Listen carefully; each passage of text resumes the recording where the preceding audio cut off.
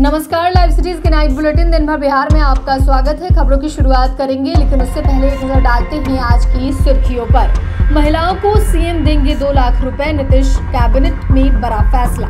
भाजपा का कांग्रेस कार्यालय पर हमला, लाठी डंडों से मारपीट। सीएम ने किया हॉकी एशिया कप ट्रॉफी का अनावरण।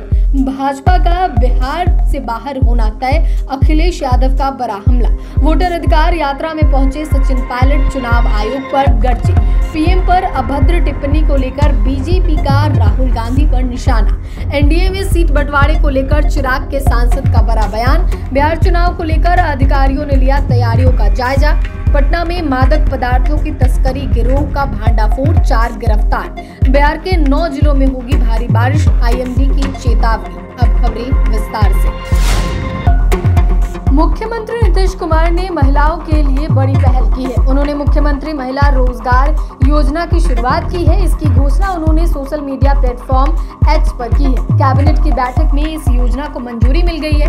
योजना के तहत राज्य के हर परिवार की एक महिला को अपनी पसंद का रोजगार शुरू करने के लिए आर्थिक मदद दी जाएगी। इसके तहत सितंबर से 10,000 रुपए दिए जाएंगे। सरकार का मानना है कि इस कदम से महिलाएं न सिर्फ आत्मनिर्भर बनेगी, बल्कि परिवार की आय और राज्य की प्रगति में भी अहम योगदान देगी। उन्होंने लिखा, नवंबर 2005 से हमारी सरकार ने महिला सशक्तिकरण के लिए कई काम किए हैं। महिलाओं को आत्मनिर्भर बनाने के लिए लगातार कदम उठाए गए। आज महिलाएं परिवार और राज्य दोनों की प्रगति में योगदान दे रही हैं। अब हम इस दिशा में एक और बड़ा कदम बढ़ा रहे हैं। राजधानी पटना में सुबह सुबह भारी बवाल देखने को मिला। पीएम मोदी की मां के लिए अभद्र भाषा का इस्तेमाल करने के बाद सियासत गर्मा गई है। बीजेपी के कार्यकर्ताओं ने कांग्रेस पार्टी कार्यालय पर हमला कर दिया। राजद और कांग्रेस के खिलाफ सड़क पर बीजेपी कार्यकर्ता प्रदर्शन कर रहे थे। बीजेपी ने सदाकत आश्रम तक मार्च निकाला, जिसमें नीतीश सरकार के कई मंत्री शामिल थे। बीजेपी कार्यकर्ता इतने उग्र हो गए कि उन्होंने ईंट पत्थरों से सदाकत आश्रम पर हमला कर दिया। दोनों तरफ से जमकर ईंट पत्थर बरसाए गए। जैसे ही जुलूस सदाकत आश्रम पहुंचा, वहां कांग्रेस और बीजेपी कार्यकर्ताओं के बीच जमकर भिड़ंत हो गई। दोनों ओर से लाठी डंडे चले और पथराव हुआ। कई गाड़ियों को तोड़फोड़ किया गया। बिहार पहली बार हॉकी एशिया कप की मेजबानी कर रहा है और ऐतिहासिक नगरी राजगीर इस मौके का गवाह बनी है। शुक्रवार की सुबह टूर्नामेंट का शानदार आगाज हुआ। मुख्यमंत्री नीतीश कुमार रंगारंग समारोह में ट्रॉफी का अनावरण किया, जबकि खेल मंत्री सुरेंद्र मेहता और हजारों दर्शकों की मौजूदगी में स्टेडियम के माहौल को जोशीला बना दिया। इस बार टूर्नामेंट में कुल 8 टीमें भाग ले रही हैं, जिनमें से 2 पूल में बांटा गया है। पूल ए में भारत, चीन, जापान और कजाकिस्तान शामिल है, जबकि पूल बी में 5 बार की एशियन दक्षिण कोरिया के साथ मलेशिया, बांग्लादेश, चाइनीज ताइपे की टीम उतरी हुई है। प्रधानमंत्री नरेंद्र मोदी ने बिहार को पहली बार एशिया कप की मेजबानी करने पर शुभकामनाएं दी। उन्होंने सोशल मीडिया प्लेटफॉर्म एक्स पर लिखा कि यह अत्यंत प्रसन्नता की बात है। बिहार पुरुष हॉकी एशिया कप 2025 की मेजबानी कर रहा है।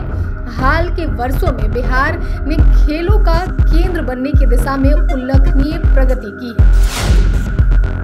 समाजवादी पार्टी के राष्ट्रीय अध्यक्ष और उत्तर प्रदेश के पूर्व मुख्यमंत्री अखिलेश यादव ने बिहार में चल रही वोटर अधिकार यात्रा में शिरकत करने से पूर्व शुक्रवार को भारतीय जनता पार्टी पर जमकर हमला बोला। उन्होंने कहा कि बिहार की जनता इस बार इस यात्रा को जबरदस्त समर्थन दे रही है और यह संकेत दे दिया है कि अब बीजेपी का बिहार से पलायन तय है। अखिलेश यादव ने कहा कि मैं बिहार की जनता को बधाई देना चाहता हूँ। तो उन्होंने अपने वोट के अधिकार की आवाज को मजबूती से उठाया। इस बार जो आवाज बिहार से उठी है वो पूरे देश में गूंज रही है। भारतीय जनता पार्टी बिहार से बाहर होने जा रही है।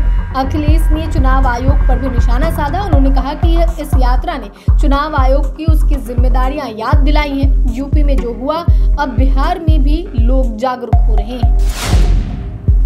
बिहार विधानसभा चुनाव से पहले वोट चोरी के मुद्दे ने सियासी पारा हाई कर दिया है। इस बीच विपक्षी गठबंधन दल की ओर से वोटर अधिकार यात्रा निकाली जा रही है, जिसमें राहुल गांधी के साथ तेजस्वी यादव भी शामिल है। इस यात्रा में शामिल होने के लिए सचिन पायलट भी बिहार के बेतिया पहुंचे। सचिन पायलट ने चुनाव आयोग पर निशाना साधा और कहा, राहुल गांधी ने वोट चोरी का जो भांडाफोरा है, चुनाव आयोग उसका जवाब नहीं दे पा रही है। बिहार के लोग अब बदलाव चाहते हैं। वोटर अधिकार यात्रा में जो जनसैलाब उमड़ रहा है, इस बात को दर्शाता है कि इंडिया गठबंधन की सरकार बनने जा रही है। इतनी भीषण गर्मी में भी इतनी तादाद में जो लोग आ रहे हैं, वो अपना अधिकार मांगने आ रहे हैं और वोट चोरी रोकने आ रहे हैं। भाजपा के राष्ट्रीय मंत्री ऋतुराज सिन्हा ने प्रधानमंत्री नरेंद्र मोदी के खिलाफ अभद्र भाषा का इस्तेमाल पर कांग्रेस नेता राहुल गांधी पर कड़ी फटकार लगाई है। उन्होंने कहा है कि अगर राहुल गांधी आज ही प्रधानमंत्री और देश की जनता से माफी नहीं मांगते तो उन्हें बिहार की धरती तुरंत छोड़ देनी चाहिए। ऋतुराज सिन्हा ने कहा कि आपके मंच से प्रधानमंत्री की माता जी को लेकर अब सब कहे गए, वह न केवल राजनीति को शर्मसार करता है बल्कि सामाजिक शिष्टाचार और लोक लाज की हर मर्यादा का उल्लंघन भी करता है। यह बिहार की भाषा नहीं है, न ही हमारी संस्कृति का हिस्सा है। बिहार की जनता इसे कभी स्वीकार नहीं करेगी। भाजपा नेता ने राहुल गांधी को स्पष्ट शब्दों में माफी मांगने की मांग की है और चेतावनी दी है कि यदि ऐसा नहीं किया गया तो बिहार की जनता उन्हें जवाब देगी।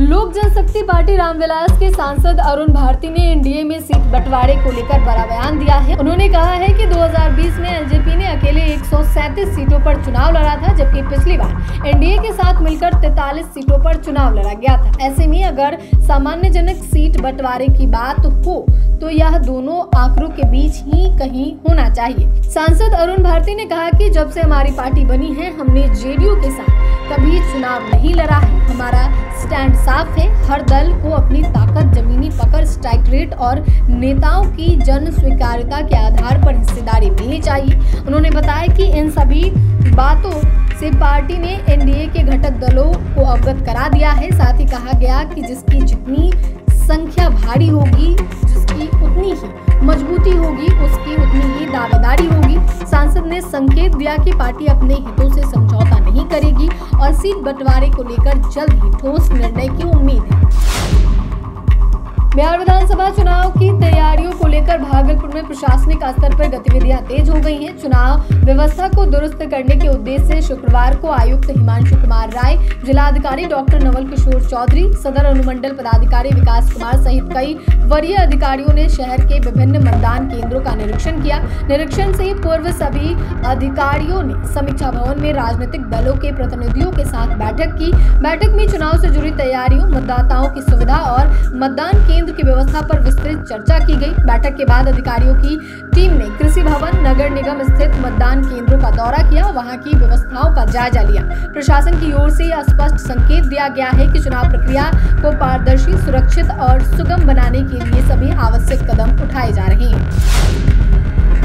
बिहार में आपराधिक घटनाएं चरम पर है। बेखौफ अपराधी एक के बाद एक आपराधिक घटनाओं को अंजाम दे रहे हैं। वहीं पुलिस अपराधियों पर नकेल कसने के लिए लगातार प्रयासरत है। इसी कड़ी में पटना पुलिस को बड़ी सफलता मिली है। पटना पुलिस ने नशे के कारोबार में लगी एक बड़ी गैंग का पर्दाफाश किया है। छापेमारी के दौरान 40 किलो अफीम, 3 क्विंटल डोडा और करीब 6 लाख रुपए नगद बरामद किए गए हैं। बरामद नशे की अंतरराष्ट्रीय बाजार में कीमत 2.5 करोड़ रुपए आंकी गई है। एसएसपी पटना के मुताबिक गिरफ्तार आरोपियों में 3 तस्कर झारखंड के रहने वाले हैं, जबकि एक की पहचान नालंदा निवासी के रूप में हुई है। अधिकारियों ने बताया कि गिरफ्तार आरोपियों की काली कमाई से अर्जित संपत्ति भी जब्त की जाएगी। बिहार में पटना के साथ कई अन्य जिलों में रुक रुक कर बारिश हो रही है। इस बीच मौसम विभाग ने बिहार के 9 जिलों में अगले 2 से 3 घंटों में भारी बारिश का अलर्ट जारी किया है। मौसम विभाग की माने तो पूर्वी चंपारण, गोपालगंज, सिवान, सारण, समस्तीपुर, वैशाली, पटना, भोजपुर और दरभंगा में भारी बारिश की चेतावनी जारी की गई है। इसी के साथ बिहार की कई नदियों का जलस्तर इन दिनों बढ़ता जा रहा है। गंगा, पुनपुन, गंडक के साथ कई छोटी नदियां रौद्र रूप धारण की हुई है। खतरे के निशान के पार गंगा और पुनपुन का पानी बह रहा है, जिसके कारण नदी के आसपास के इलाकों में पानी घुस गया है। लोगों के बीच भारी परेशानी आ पड़ी है।